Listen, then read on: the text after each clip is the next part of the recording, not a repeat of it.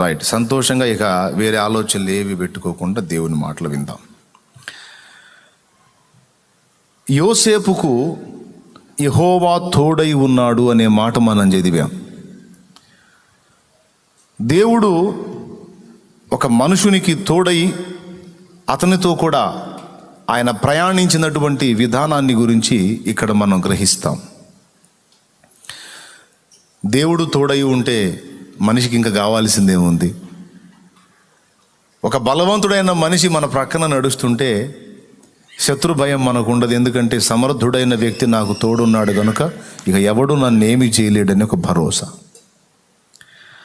కానీ అలాంటి మనిషి కూడా వానికంటే బలవంతుడు ఎదురైనప్పుడు వీడు జంప్ అయిపోతాడు. ఒకసారి మీకు మొన్ననే ఒక జోక్ చెప్పా, సోమయ్య రామయ్య గురించి. ఇద్దరు ఫ్రెండ్స్ అడవిలో మాట్లాడుకుంటూ పోతూ ఉంటే సోమయ్య ప్రగల్భాలు, అసలు మా తాత సింహాన్ని చంపాడు, మా నాన్న పులిని చంపాడు, నేను అసలు దేనైనా చంపేస్తానని ప్రగల్భాలు పలుకుతూ ఉంటే రామయ్య అనుకున్నాడంట, అబ్బా ఇంత గొప్ప సోమయ్య నాకు తోడున్నాడు అడవిలో, ఇక నాకు ఏది వచ్చినా భయం లేదు అని ఆనందంగా పరవశించి పోతూ ఉంటే అడవిలో దూరంగా ఎలుగుబంటి వస్తూ ఉంటే ఈ సోమయ్య చూసి, రామయ్య ఏంది ఎలుగుబంటిలాగా ఉంది కదంటే, ఆ ఎలుగుబంటి అయితే మనకేమి, నువ్వు ఉన్నావుగా, అసలు నువ్వు కొట్టేస్తావుగా అంటే పులి సింహాలు అయితే ఫైట్ చేస్తా కానీ ఎలుగుబంటి అంటే కొద్దిగా ఆలోచించాలి రామయ్య. అది దగ్గర వచ్చేసరికి వీళ్ళు ఏడు పక్కన జంపు చెట్టు ఎక్కి కూర్చున్నాడు. రామయ్యకి తెలిసిందే ఉంది, వెల్లలికలు పండుకొని వాళ్ళ తాత చెప్పింది గుర్తొచ్చింది. ఎలుగుబంట్లు మనిషి దగ్గరకు వచ్చి బ్రీతింగ్ చూస్తారా, బ్రీతింగ్ ఆపేస్తే అంటే శ్వాస తీసుకోవటం ఆపేస్తే చచ్చిన శవం అనుకొని ఏం చేయకుండా వెళ్ళిపోతాను ఎప్పుడో వాళ్ళ పూర్వులు చెప్పిన మాట గుర్తుండి ఆ దగ్గరకు వచ్చి సరిగ్గా చచ్చిపోయిన వాళ్ళగా పడి ఉంటే అది వచ్చి ఆ చెవి దగ్గర ముక్కు దగ్గర పరిశీలించి కాసేపు వెళ్ళిపోయింది. అది ఇంకా ఉందేమో అక్కడని మనోడు ఊపిరి బిగబట్టి అట్లనే చచ్చిన వాళ్ళగా పడ్డాడు. తర్వాత ఈ స్వామయ్య దిగొచ్చే, రామయ్య లే అని లేపి, ఏంది భయపడ్డావా? సరే కానీ ఏంది ఎలుగుబంటి నేను చెవిలో చెప్పింది ఏంది అంటే, ఇట్లాంటి ఎదవతో ఎందుకు తిరుగుతున్నావని చెప్పిపోయిందిలే అని చెప్పాడని ఒక జోక్ చెప్పా. బలవంతుడైన వాడు మనకు తోడై ఉన్నాళ్లే, మనకు ఇబ్బంది లేదులే అని శరీరులను మనకు ఆధారం చేసుకుని, శరీరులను ఆశ్రయం చేసుకుని ప్రయాణం చేస్తే ఒక దశలో వాళ్ళు ఉండొచ్చు, మరో దశలో వాళ్ళ అడ్రస్ లేకుండా పోవచ్చు. నేను ప్రారంభం నుండి అనుభవం నాకు. కొంతమంది నీకెందుకు నేనున్నాగా నువ్వు పదా దూకని దూకి నాకు అడ్రస్ లేకుండా పోయిన వాళ్ళు ఉన్నారు. కొంతమంది అసలు ఎంతో నమ్మకంగా ప్రాణానికి ప్రాణం అన్నట్టున్న వాళ్ళు కూడా హ్యాండ్ ఇచ్చి సర్దుకున్న వాళ్ళు ఉన్నారు. ఎక్కడో చోట వాళ్ళ స్వార్థం, వాళ్ళ స్వీయత పనిచేసి పర్వాలేదు నాకు సపోర్ట్గా ఉన్నారు అనుకున్న వాళ్ళు హ్యాండ్ ఇచ్చి వెళ్ళిపోవటం. ఓ భక్తుడు అన్నాడు, ప్రాణ స్నేహితులు అన్న వాళ్ళే ప్రాకారాలు కూల్చిపోయారని. ఇట్లాంటి దెబ్బలన్నీ తిని ఉన్న నా అనుభవం చెప్తున్నాను నేను కూడా. ఓ మనుషుని బలవంతుడని ఆధారం చేసుకుంటే ఆ బలవంతుడు ఎంతవరకు గ్యారంటీ? వాడికంటే బలవంతుడు ఎదురొచ్చినప్పుడు వీడి జంపు, అప్పుడు మనం ఒంటరిగా మిగిలిపోతాం. కానీ దేవుడే ఒక మనిషికి తోడై ఉంటే దేవుణ్ణి మించిన బలవంతుడు ఈ విశ్వంలోనే లేడు. దేవునికి స్తోత్రం. జ్ఞానవంతుడు తెలివిగల్లోడని ఒకడిని మనం పక్కన పెట్టుకున్నామనుకో, వాడికంటే తెలివైనోడు ఎంటర్ అయినప్పుడు వీడు దద్దమైపోతాడు. అవునా? ఇప్పుడు మా నాన్న చెప్తాడు కథలు.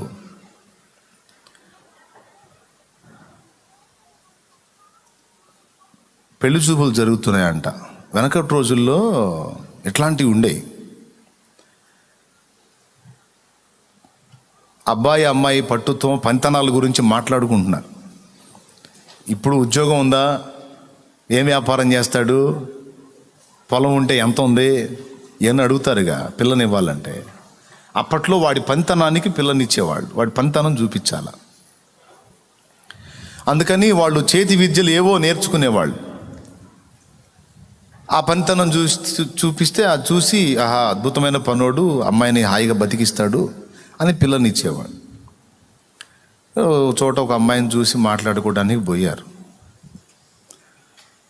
పోతే ఆ ఉన్న వాళ్ళందరిలోకి ఒకడు హైట్ తక్కువ అంట, ఎత్తు తక్కువ అంట, చాలా ఎత్తు తక్కువ. కానీ అతన్ని కూడా పెద్ద మనిషిగా తీసుకొని పోయారు. అన్నప్పుడల్లా మాట్లాడ్డా ఆయన, అంబుల పొదిలో బాణంలాగా అవసరమైనప్పుడే ఆయన దించుతారన్నమాట. సరే అక్కడికి వెళ్ళిన తర్వాత ఈ అబ్బాయి పనితన లేదు, ఈ అబ్బాయి చూపించాడు. ఇక ఆ అమ్మాయి పనితన లేదు, ఆ అమ్మాయి చూపించింది. ఇక మాట్లాడుకోవడానికి సిద్ధం అవుతుంటే వాళ్ళ పక్కనోడు ఒకడు, వాళ్ళు సపోర్ట్గా తెచ్చుకున్నాడు, వాడి తెలివిని చూపించడానికి అన్నీ బాగానే ఉన్నాయి కానీ మీ వాడి పనితనాలు ఇంకొకటి చేస్తే మా పిల్లని ఇస్తామన్నారు. ఏంటంటే ఇసుకతో మీ వాడిని తాడు బేనమను అన్నాడంట. ఇసుకతో తాడు తయారు చేయమను, అప్పుడు మా అమ్మాయిని ఇస్తామన్నారంట. అంటే ఎందుకు అన్నాడో వాడి తెలివిని చూపించుకోవడానికా, లేకపోతే వీళ్ళని ఇరకాటంలో పెట్టడానికి అన్నాడా, వ్యధవంలో చేయడానికి అన్నాడా, సంథింగ్. మొత్తానికి ఆ మాట అన్నాడు, ఇసుకతో తాడు తయారు చేయమని, అప్పుడు మా అమ్మాయిని ఇస్తామంటే. ఇన్ని మిగిలినవన్నీ చేయగలుగుతాడు కానీ ఇప్పుడు కొబ్బరి పీచుతో తాడు తయారు చేస్తారు, జనపనారతో తాడు తయారు చేస్తారు, ఇంకా వేరే వాటితో తాడు తయారు చేస్తారు. ఇసుకతో ఎట్ట తయారు చేస్తారు, అసలు ఎట్ట కుదిరిద్ది వాళ్ళు అడగటం కాకపోతే. అంటే ఏంది, వాదనలో వీళ్ళని యధవంలో చేయడానికి వాడు వాడాడు ఆ పదం. ఇక వీళ్ళు నోళ్ళు మూసేశారు, ఇంక వీళ్ళకి మళ్ళీ డైలాగ్ లేదు. అప్పుడు మనోళ్ళ లైన్లో దించారు ఈ ఎత్తు తక్కువ మనిషిని. అట్లాంటప్పుడు ఉపయోగపడతాడు అనమాట. ఏంది చెప్పరేంది, మీ వాడిని ఇసుకతో తాడు బేనమను, మా అమ్మాయిని ఇస్తామన్నారు. అప్పుడు మనోళ్ళ లైన్లోకి వచ్చి, అది ఎంత పని నిమిషంలో చేయడు మావాడు, చేస్తాడులే కానీ మీ అమ్మాయికి ఓ పని జీవితం చేయమను, అప్పుడు మావాడు ఇది చేస్తాడు. ఏం చేయమంటారు, జల్లెడతో నీళ్లు మోయమను, జల్లెడతో నీళ్లు మోసి తొట్టి నింపమను, అప్పుడు మా వాడు తాడు బేనిస్తాడు ఇసుకుతో అన్నాడు. అయిపోయింది. ఇక జల్లెడతో నీళ్ళు ఏడ మోసిద్దామా, అసలు ఆమె పోసినప్పుడే తెలివితేటలు. మావాడు జ్ఞానవంతుడు అంటే వాడిని మించిన జ్ఞానవంతుడు ఎంటర్ అయినప్పుడు వాడు ఎదవైపోతాడు. కాబట్టి మనుషుడు జ్ఞానవంతుడని వాడిని తోడు చేసుకుందామా, వాడికంటే జ్ఞానవంతుడు వచ్చినప్పుడు వీడు వ్యర్థుడైపోతాడు. కానీ దేవుణ్ణి మించిన జ్ఞానవంతుడు లేడు. ఫస్ట్ చెప్పాను, దేవుణ్ణి మించిన బలవంతుడు విశ్వంలోనే, 2 దేవుణ్ణి మించిన జ్ఞానవంతుడు విశ్వంలోనే ఉన్నాడా. చాలా ప్రేమండి ఈయనకి నేనంటే, ఎంత లవ్వో అని బాగా ప్రేమిస్తాడండి నన్ను అని ప్రేమించేవాడని తోడు చేసుకున్నాం అనుకో, వాడు అంత బాగున్నంత వరకు ప్రేమిస్తాడు, తేడా వస్తే తోడు చేసుకున్నాడే పాడిగడతాడు. డౌట్ లేదు. చాలామంది కట్టారు. ఆ మధ్య ఒక అమ్మాయి లవ్ మ్యారేజ్ గురించి తెలిసింది నాకు. 1 ఇయర్ వాడికి డౌట్ వచ్చింది. అమ్మాయిని ఒక టూర్కి అని తీసుకెళ్ళి, కొండల ప్రాంతాన్ని తీసుకెళ్ళి రాయి తీసుకుని తల పగలగొట్టి చంపాడు. లవ్ ఎక్కువైంది వాడికి, డోస్ పెరిగింది.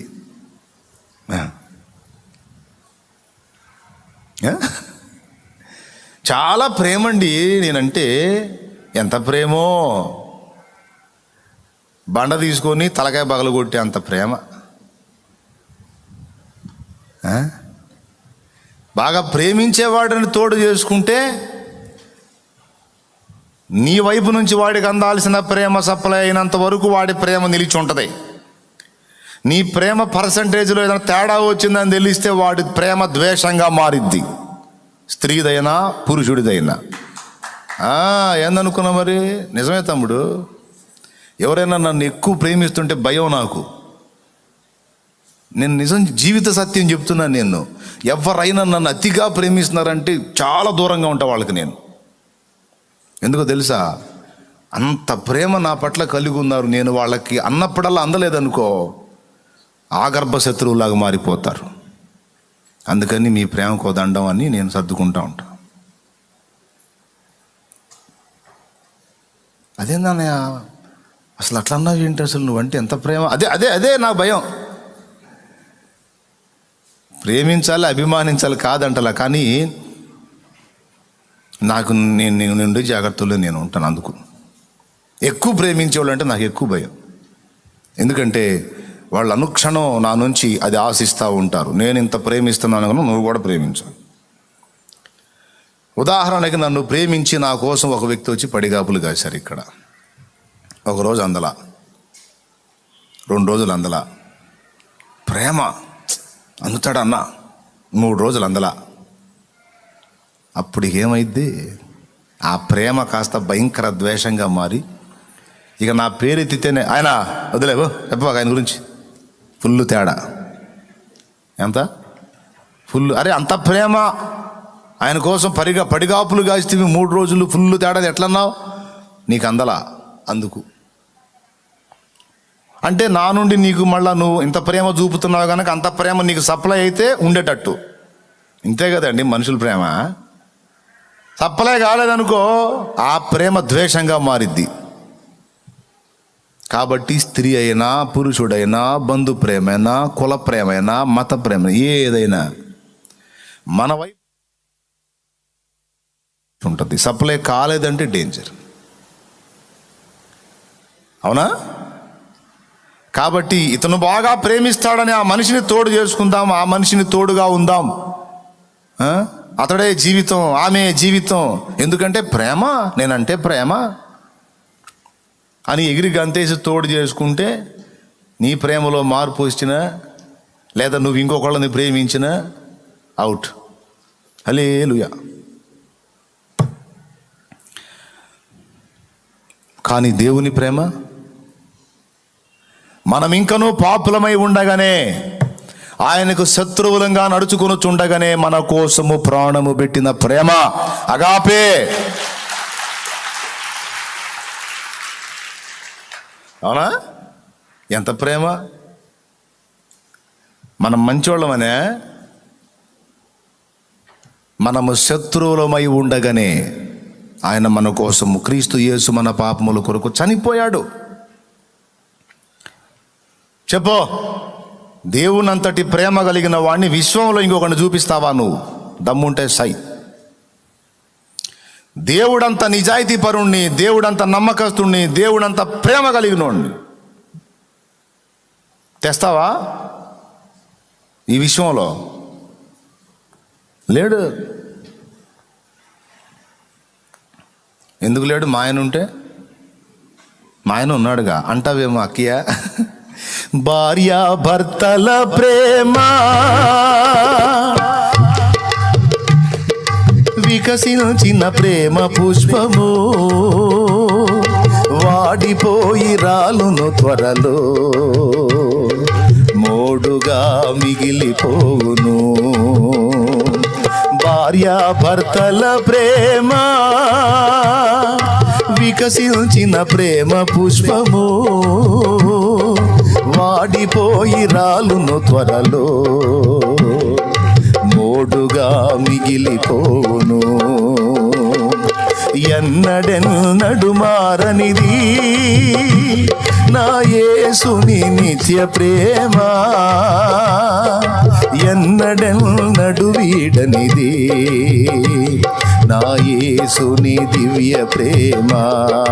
ప్రేమ యేసుని ప్రేమ, ఇది ఎవ్వరు కొలువలేనిది. నిజము దీనిని నమ్ము, ఇది అందించలేనిది. దేవునికి మహిమ, దేవునికి మహిమ. భార్యాభర్తల ప్రేమ వికసించిన ప్రేమ పుష్పము. తల్లి బిడ్డల ప్రేమ గురించి చెబుతాడు, అన్నాదమ్ముల ప్రేమ గురించి చెబుతాడు. ఇవన్నీ ప్రేమలు చెప్పి చివరికి యేసు ప్రేమ ఎన్నడూ మారదని చెబుతాడు. కాబట్టి ఇది దేవుణ్ణి ఎరిగిన వాళ్ళందరికీ, బైబిల్ ఎరిగిన వాళ్ళందరికీ తెలిసిన సత్యం. కాబట్టి బాగా ప్రేమించేవాడని మనిషిని తోడు చేసుకుంటే ఆడి ప్రేమ విషంగా మారిద్ది, ఆమె ప్రేమ విషంగా మారే అవకాశం ఉంది. కానీ దేవుని ప్రేమ అలా ఎన్నటికీ మారదు. ఏదైనా ఉంటే ఆయన ప్రేమ నుండి, కృప నుండి మనం దూరంగా పోయి మనం భ్రష్టు పట్టడం తప్ప ఆయన ప్రేమలో మార్పు లేదు. కాబట్టి దేవుని కంటే ప్రేమించేవాడు ఎవరు? చెప్పండి. దేవుని కంటే బలవంతుడు విశ్వంలో ఉన్నాడా? భూమి మీద కాదు, అసలు ఈ విశ్వంలో ఉన్నాడా? పెద్దగా చెప్పాలి. రైట్. దేవుని కంటే జ్ఞానవంతుడు ప్రపంచకంలో కాదు, విశ్వంలో ఉన్నారా? రైట్. దేవుని కంటే ప్రేమ గలవాడు ఉన్నాడా?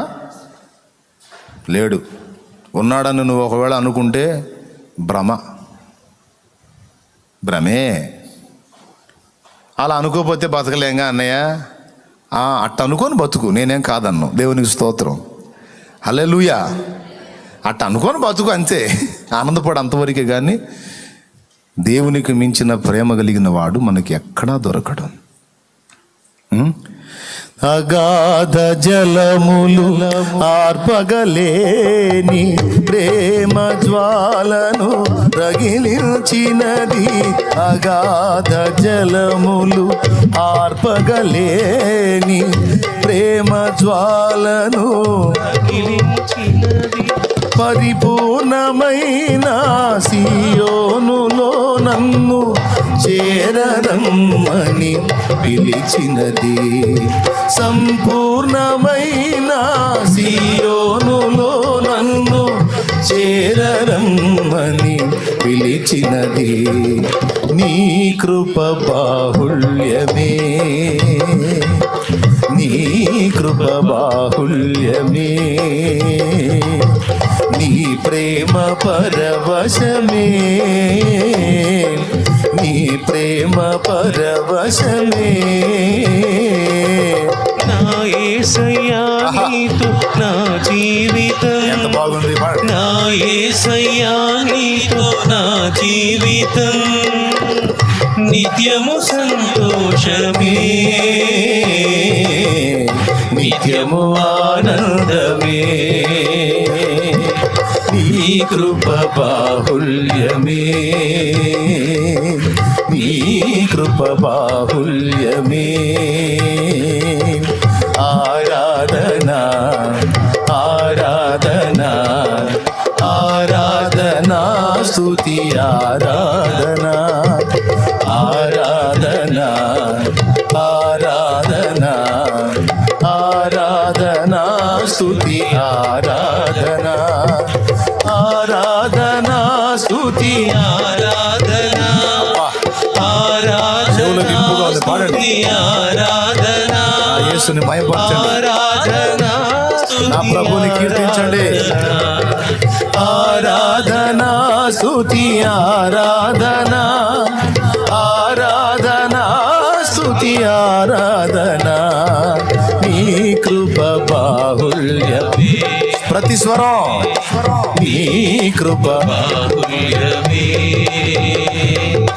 నీ ప్రేమ పరవశమే,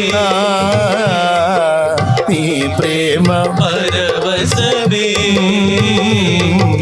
నా యేసయ్యా నీతో నా జీవితం. ఆమేన్. నా యేసయ్యా నీతో నా జీవితం. నిత్యము సంతోషమే, నిత్యము ఆనందమే. నిత్యము సంతోషమే, నీ కృప బాహుళ్యమే. ఓకేనా? దేవుని కంటే ప్రేమ కలిగిన వాడెవరు? సరే, 3, 4. దేవుని కంటే నమ్మకస్తుడు ఎవరు ఉన్నారా? ఆ అమ్మాయి ఉందండి, ఎంత నమ్మకస్తురాలో. ఈ అబ్బాయి ఉన్నాడండి, ఎంత నమ్మకస్తుడో.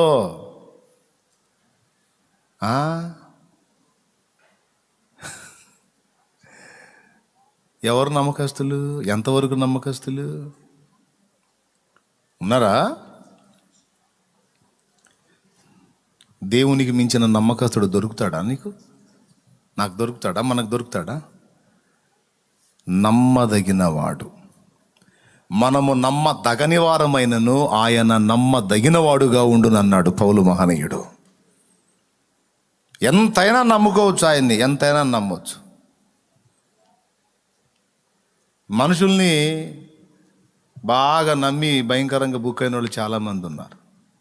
కొంతమందిని వదిన ఎట్లా గట్టెక్కిస్తావో వదిన, నా కుటుంబం నీ చేతుల్లోనే ఉంది వదిన, నువ్వు అడ్డం ఉండి అప్పిప్పించకపోతే బతుకు బస్ స్టాండింగే వదిన అనగానే నువ్వేం ఫీల్ కావాకు వదిన, నేను ఇప్పిస్తాలే వదిన అని అడ్డం ఉండి భర్తకు చెప్పి వాడి తాట తీసి వాడి దినం చేసి డబ్బులు ఇప్పించి, డబ్బులు తీసుకున్న దాకా ఈ వదిన ఏడిసి శోకండాలు పెట్టి గందరగోళం చేసింది. డబ్బులు తీసుకున్నాక నెలకల్లా ఇస్తా అని అడ్డం పెట్టి పాపం తీసుకుని తర్వాత 6 నెలలైనా పైసలు ఇల్లే.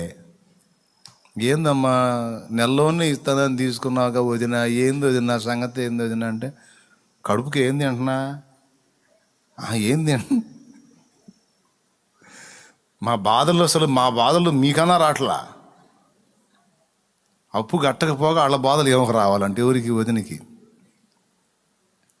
మనుషులు మరీ ఇంత కఠినాత్ములు అయిపోయారు, ఇంత దుర్మార్గులు అయిపోయారు ఏందో, అసలు ఇక్కడ ఎంత బాధలు పడుతున్నావో తెలియదు. ఇప్పించుకు ఏదో ఇప్పించారులే కథ అల్లాడిస్తుంది అని తగాదేసుకొని గందరగోళం చేసి అసలు ఏదో అన్నోళ్ళు కూడా ఉన్నారు లేరా? చెప్పండి, లేరా? ఇవన్నీ అట్ట తెలుసురా నీకు అనవాకండి.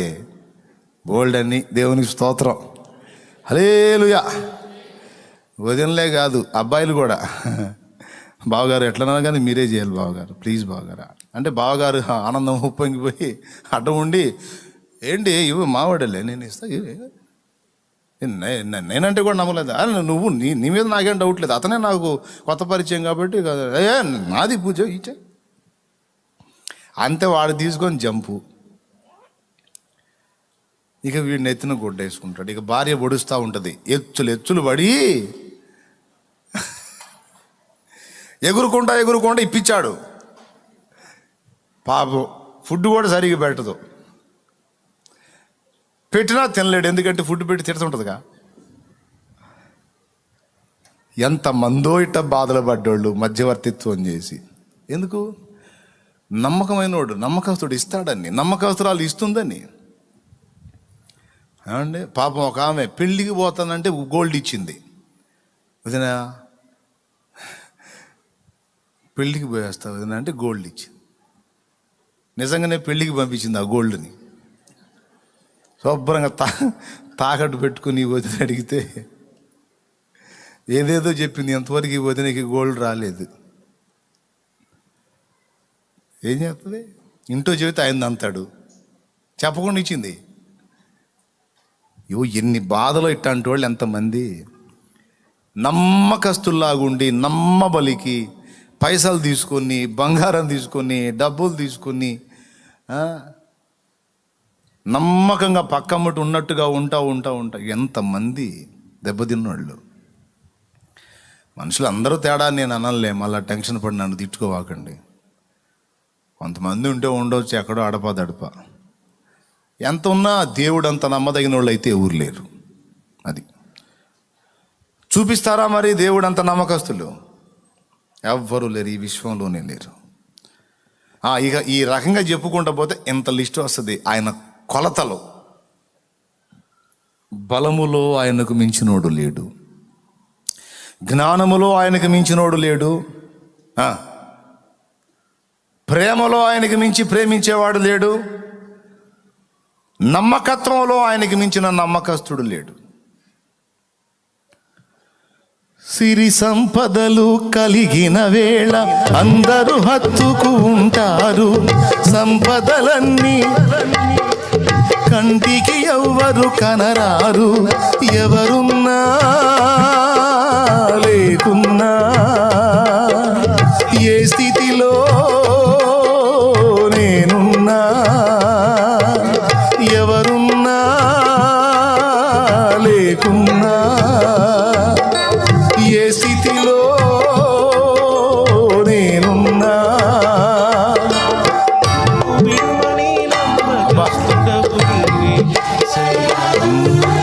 నన్ను విడువని నమ్మకస్తుడవు నీవేసయ్యా. నీవు లేకపోతే నా బ్రతుకే లేదయ్యా, నువ్వు చేరదీయపోతే నా మనసే చేదయ్యా. నీవు లేకపోతే నా బ్రతుకే లేదయ్యా, నువ్వు చేరదీయపోతే నా మనసే చేదయ్యా. నువ్వు నాకుంటే ఎన్నడూ నేను ఒంటరి కానయ్యా, నీ కృప నాకు తోడై ఉంటే అంతే చాలయ్యా. నువ్వు నాకుంటే ఎన్నడూ నేను ఒంటరి కానయ్యా, నీ కృప నాకు తోడై ఉంటే అంతే చాలయ్యా. యేసయ్యా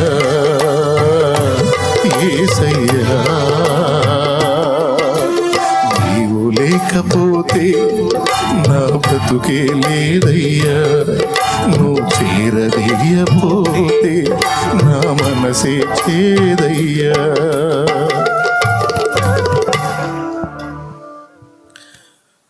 పిల్లలు బాగా చూసుకుంటారని పెద్దోళ్ళు పాపం వాళ్ళ జీవితం అంతా దారిపోస్తారు. వయసు ఉడిగినాడు వాళ్ళు ఆదరిస్తారని. కానీ వాళ్ళకి రెక్కలు వస్తాయి, వీళ్ళకి రెక్కలు ఊడిపోతాయి. ఈ దశలో చాలామంది తల్లిదండ్రులకు గుండె కోత మిగులుతాయి. ఎందుకు తెలుసా? నమ్మకంగా తీసుకెళ్ళి ఏ వృద్ధాశ్రమాలకు అప్పచెబుతారు, లేదా అలాగే ముసలోళ్ళు వదిలిపెట్టి వెళ్ళిపోతారు. బతికితే బతకండి, సస్తే సావండి అని. చాలామంది తల్లిదండ్రులకు గుండె కోత పిల్లల్ని నమ్మి. అదే వాళ్ళు చేయగలిగే శక్తిలో ఉండి చేయగలిగే ఉపయోగపడే పరిస్థితుల్లో ఉంటే వాళ్ళని కూడా తీసుకెళ్తారు. ఎందుకంటే ఇంట్లో పని మనుషులు పని లేకుండా ఇల్లు చేస్తారు ఏదో ఒకటి. అది చేసే పరిస్థితి లేకుండా మంచాన కంచాన పడి ఉన్నారనుకో, ఆ ముసలమ్మ తిరుగుతా ముసలోడు పడి ఉంటే వదిలేసి వెళ్ళిపోతారు. ఆ ముసలోడు పడిపోయి ముసలమ్మ తిరుగుతూ ఉంటే, లేదా ముసలమ్మ పడిపోయి ముసలోడు తిరుగుతూ ఉంటే ఎవరో ఒకరు చూసుకుంటూ వదిలేసి వెళ్ళిపోతారు. అసలు ఇద్దరు పడిపోయిన వాళ్ళు కూడా వదిలేశారండి. మొన్న చూశాను, నేను ఏడిచాను. ఒక ఊర్లో ఇద్దరు, ఆయనకి 70 ఏళ్ళు, ఆయనకి 75 దాకా ఉన్నాయి, ఆమెకు 70 దాకా ఉన్నాయి. ఇద్దరు ముసలోళ్ళు. టీవీలో చూపించారు, చూడలేదా? పిల్లలు ఉన్నారు, చాలామంది పిల్లలు ఉన్నారు వాళ్ళకి. ముసలోళ్ళు పాపం. ఇద్దరికి వచ్చింది బలహీనత, జ్వరం వచ్చింది. 3 రోజులు ఎప్పుడు తిరుగుతూ ఉండేవాళ్ళు. 3 రోజులు ఇద్దరు చెరువు మంచం మీద పడిపోయారు, బయటికి రాలా. 3 రోజుల తర్వాత ఇంట్లోంచి వాసన వస్తుంటే వెళ్ళి డోర్ తీసి చూస్తే ఇద్దరు చచ్చిపోయి ఉన్నారు, శవాలు వాసన వస్తున్నాయి. ఏరి కన్నబిడ్డలో. ఒక్క నిజం చెప్పనా, వాళ్ళు ఎందుకు చచ్చిపోయారు తెలుసా? జ్వరం వచ్చి వాళ్ళు లేవలేక పడిపోయి ఉంటే వాళ్ళకి ఆహారం పెట్టే దిక్కు లేక చచ్చిపోయారు. గొంతు ఎండుకుపోతుంటే లేచి నీళ్లు తీసుకోలేనంత నీరసంలో పడిపోయి ఉంటే నీళ్ళు ఇచ్చే దిక్కు లేక చచ్చిపోయారు. నిజమండి, నేను చెప్తున్నాను. 3 దినాలు అల్లాడి చచ్చిపోతారు. చచ్చిపోయిన తర్వాత 3 రోజులకి విషయం తెలిసి చూస్తే, ఆ స్మెల్ వచ్చిందాక తెలిసింది, చూస్తే అట్లా అయిపోయినారు. పిల్లలే ప్రపంచంగా, పిల్లలే జీవితంగా, పిల్లలు బాగుంటే చాలు, నేనేమైపోయినా పర్వాలేదని అంకితం అయిపోయి అన్నీ చంపుకొని, ఆశలు చంపుకొని, నోటిని చంపుకొని, కోరికలు చంపుకొని, ఇచ్చలు చంపుకొని, నానా బాధలు పడి బిడ్డలకు రెక్కలు తెస్తారు పెద్దవాళ్ళు. వీళ్ళు రెక్కలు వచ్చినాక ఎగిరిపోతారు, వాళ్ళకి దిక్కులేని బతుకులు అయిపోతాయి. ఎవరు నమ్మదగిన వాళ్ళు? ఎక్కడున్నారు? ఎంతవరకు ఉన్నారు? పనికి వస్తే వాడతారు, పనికి రాకపోతే అందరికీ బరువేగా. మరి పిల్లల మీద అంత నమ్మకం పెట్టుకున్నారుగా, వాళ్ళ నమ్మకం ఏమైంది? నేను అనుకుంటున్నాను వాళ్ళ మీద దేవుడే జాలి పడ్డట్టున్నాడు. మీకు ఎట్లాంటి దుర్మార్గులు ఎందుకు మిమ్మల్ని చూడర్లే, వచ్చేయండి అని. మరి వాళ్ళకి తల్లిదండ్రి అయినా, ఏది కన్న వాళ్ళకి ముసలాళ్ళు తల్లిదండ్రి అయినా, వాళ్ళని సృష్టించిన సృష్టికర్తగా కన్న పిల్లలు కదా.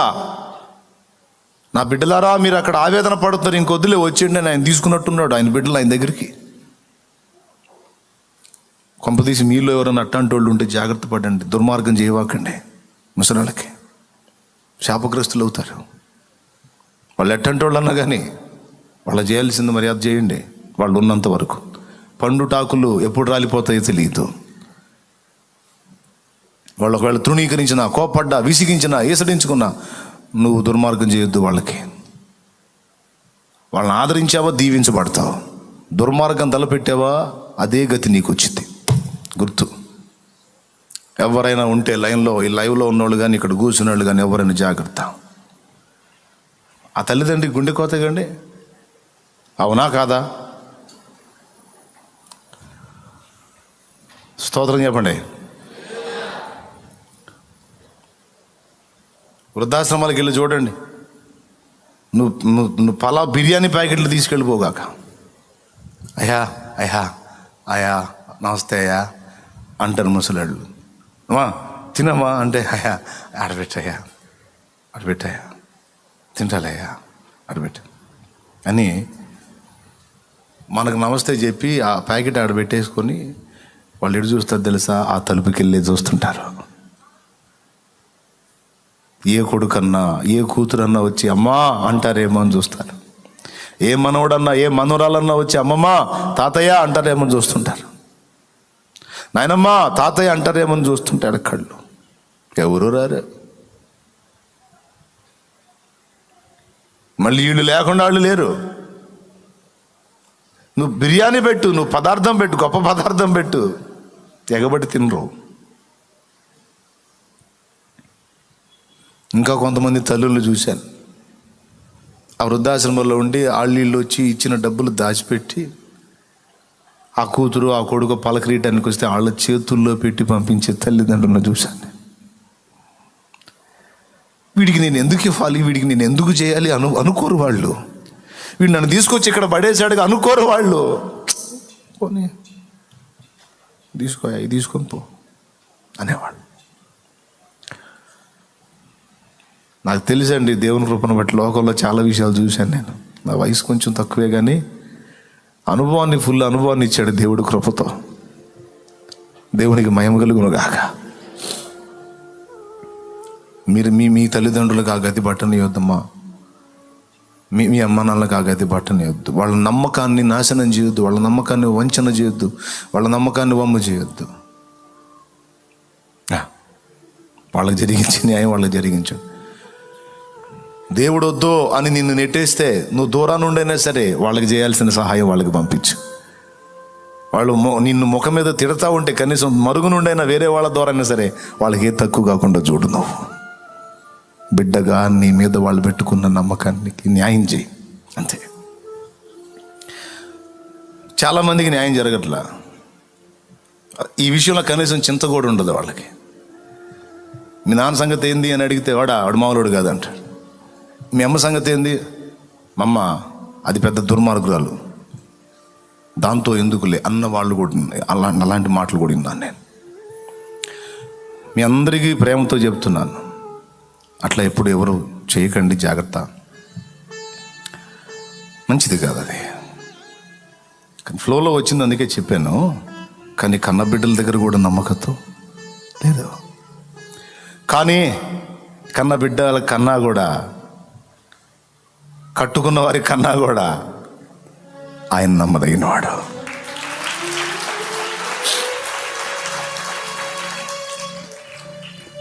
విరిగిన దానిని లోకంలో ఎవరు కోరుకుంటారు?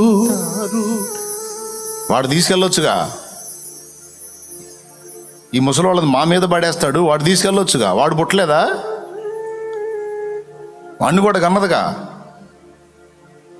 మరి వాడు తీసుకెళ్ళడింది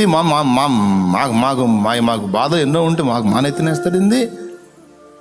ఈ గుంపుని ఎక్కడెక్కడ గుంపుకు మేము ఆడబెట్టేమి. మౌనంగా అయ్యా పెద్దోడా నీ దగ్గరికి వెళ్ళమంటుందిరా. నా దగ్గరికి ఎన్ని నీళ్ళు ఉంటారు? ఎన్ని నీళ్ళు ఉంటారు నా దగ్గర? మన ఉన్నారుగా. ఇప్పుడు వాళ్ళ దగ్గర ఉండాలి. మరి వాదన వీళ్ళేం గోవల్లాగా చూస్తూ ఉంటారు. పెద్దోడికి వెళ్ళి ఎందుకు వీళ్ళ భారం మోయాలి? ఈ విరిగిపోయిన వస్తువులు వాడకానికి పనికిరావు. విరిగిన దానిని లోకంలో ఎవరు కోరుకుంటారు? విరిగిన మనసును వాడుకునే. నేను చెప్తున్నాను, ఈ పాట నాకు యేసయ్య ఇచ్చినప్పుడు నేను ఒక పెద్ద ఆయన దగ్గర కూర్చొని రాశాను, ఒక ముసలాయన దగ్గర కూర్చొని రాశాను. దేవుని కృపను బట్టి ఆయన నా దగ్గరే ఉన్నాడు. ఆ రోజు ఏదన్నా ఒక పాట దేవుడు ఇవ్వాలని ప్రార్థన చేసుకుని అన్నీ ముందు పెట్టుకొని పాట తయారు చేయడానికి కూర్చుంటే ఎంత కుస్తీలు పడ్డా పాట రాలా. క్యాసెట్కి సమయం వస్తుంది, పాట చేయాలి. ఏసయ్యా పాటి అయ్యా పాటి 2 గంటలు కుస్తీ పడ్డా పాట రాలా. వాళ్ళు అక్కడే కూర్చొని తిప్పలు పడుతూ ఉందని నేను గదిలోంచి బయటకు వచ్చా ఖంజర్ తీసుకొని.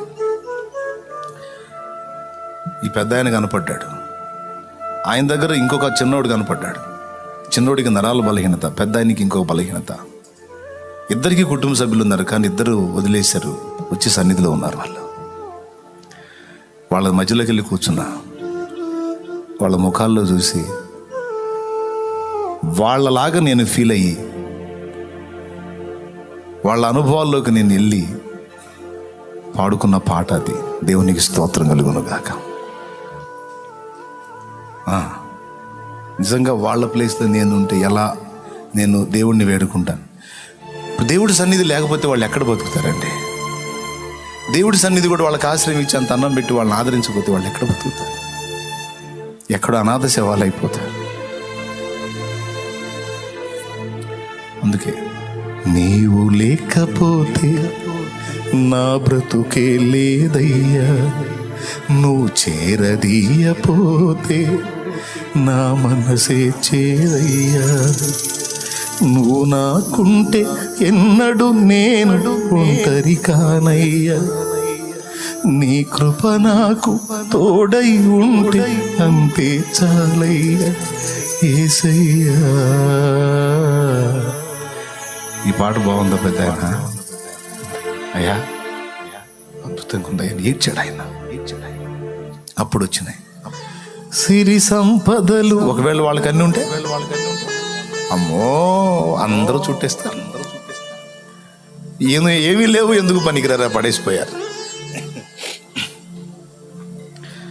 సిరి సంపదలు కలిగిన వేళ అందరూ హత్తుకు ఉంటారు, సంపదలన్నీ తరిగిన వేళ కంటికి ఎవరు కనరారు.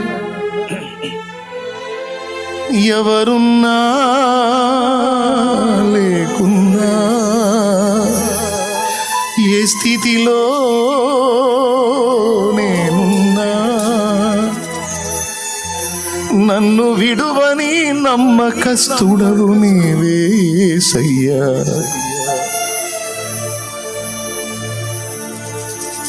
విరిగిన దానిని లోకంలో ఎవరు కోరుకుంటారు, విరిగిన మనసును వాడుకునే నీతో ఎవరు సరినారు. వాళ్ళని తీసుకొచ్చి ఇక్కడ వాళ్ళ చేత పాటలు పాడించి వాళ్ళ చేత దేవుడు మహిమ పొందుతున్నాడు, ప్రార్థనలు చేయించి. ఏమయ్యా, వాళ్ళని చేరదీయటమే కాకుండా వాళ్ళ చేత ప్రార్థన చేయించి వాళ్ళ చేత స్తుతి పొందుతూ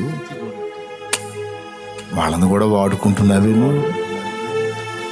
విరిగిన దానిని లోకంలో ఎవరు కోరుకుంటారు, విరిగిన మనసును వాడుకునే నీతో ఎవరు సరిరారు. దీనులను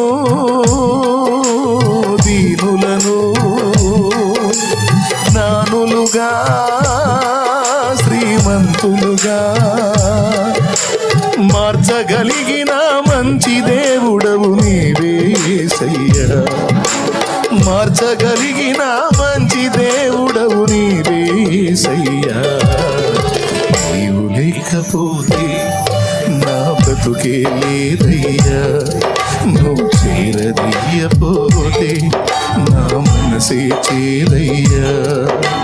నీవు లేకపోతే నా బ్రతుకే లేదయ్యా, నువ్వు చేరదీయపోతే నా మనసే చేరయ్యా. నువ్వు నాకుంటే ఎన్నడు నేను ఒంటరి కానయ్యా, నీ కృప నాకు తోడై ఉంటే అంతే చాలయ్యా. నువ్వు నీవు నాకుంటే ఎన్నడూ నేను ఒంటరి కానయ్యా. నీ కృప నాకు తోడై ఉంటే అంతే చాలయ్యా. యేసయ్యా యేసయ్యా. Praise the Lord, praise the Lord. ఇలా ఏ కోణంలో చూసినా మనుషులు కొంతవరకే నమ్మదగిన వారు కానీ కంప్లీట్గా నమ్మదగిన వారు కాదు. 100% 200% నమ్మదగిన వాడు యేసయ్య. ఆయన నమ్మకమైన వాడు, నమ్మదగిన వాడు. దేవుడు ఒకనికి తోడై ఉంటే విశ్వమంతటిలోకి నమ్మకమైన వాడు తోడున్నట్టు. దేవుడు ఒకనికి తోడు ఉంటే విశ్వమంతటిలోనికి బలవంతుడైన వాడు తోడున్నట్టు. దేవుడు ఒకనికి తోడై ఉంటే విశ్వమంతుడిలో జ్ఞానవంతుడైన వాడు తోడై ఉన్నట్టు. దేవుడు ఒకనికి తోడై ఉంటే ప్రపంచమంతటిలోకి మనల్ని అత్యధికంగా ప్రేమించేవాడు, అవసరమైతే మన కోసం నిలువున ప్రాణాన్ని అర్పించేవాడు మనకు తోడున్నట్టు. ఇక నువ్వు ఎన్ని చెప్పుకుంటావో చెప్పుకు, అన్నిటికీ ఆయన అర్హుడు. ఆయన ఒక్కడే సమానం, సరిపోయినవాడు. ఇక ఎవరిని ఆయనతో ఈక్వల్ చేయలేమో, సమానం చేయలేమో, సాటి చేయలేమో. ఆయన ఒక్కడే. ఇంత గొప్ప దేవుడు మనకు తోడు ఉంటే ఇంకా కావాల్సిందే ఉంది. దేవుడు మన పక్షమందుండగా మనకు విరోధి ఎవడు? రోమాపత్రిక 8:29 చదువు తల్లి. ఇట్లుండగా ఏమందుము? దేవుడు మన పక్షముగా నుండగా మనకి విరోధి ఎవడు? పక్షముననున్నాడు అన్నా మనకు తోడై ఉన్నాడన్నా ఒకటే. దేవుడు మన పక్షం వహించాడు, మనకు తోడుగా ఉన్నాడు, మనకు ముందుగా ఉన్నాడు. ఇప్పుడు దేవుడు తోడై ఉంటే ఇంత ఉన్నట్టు మనకి ఏమున్నట్టు? ఒక బలవంతుడు, జ్ఞానవంతుడు, ప్రేమ కలిగిన వాడు, నమ్మకస్తుడు మనకు తోడై ఉన్నట్టు. ఎంతటి దాన్నైనా ఎదిరించగల శక్తివంతుడు. మళ్ళీ కొద్ది గొప్ప శక్తి కాదు, దేన్నైనా. ఇంకా మనకు కావాల్సింది ఏంది చెప్పండి? ఏం కావాలి మీకు? ఏది కావాలన్నా చాలిన వాడు కదా.